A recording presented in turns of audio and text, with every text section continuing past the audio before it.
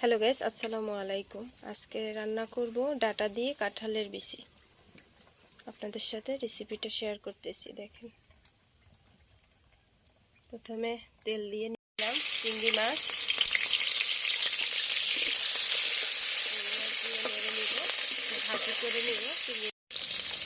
এখন দিয়ে দিব রসুন বাটা, দিয়ে দিলাম। এখন দিয়ে দিব পেঁয়াজ বাটা, এখন দিব সামান্য পরিমাণ জিরা বাটা। কষিয়ে নিলাম, ভালো করে কষাতে হবে। হলুদ, লবণ, মরিচের গুঁড়া দিয়ে কষিয়ে নিব। এখন দিয়ে দেব একটু পানি, পানিটা দিয়ে আবার আমি কষিয়ে নিব। রেডি, এবার তো দেওয়া যাবে না, দিয়ে দেবো বাকি কই নেই। এই যে আমি কষিয়ে নিচ্ছি, দেখেন অনেক সুন্দর একটা কালার চলে আসছে। আমার কষানো শেষ, এখন আমি পানি দিয়ে ঢেকে দিব।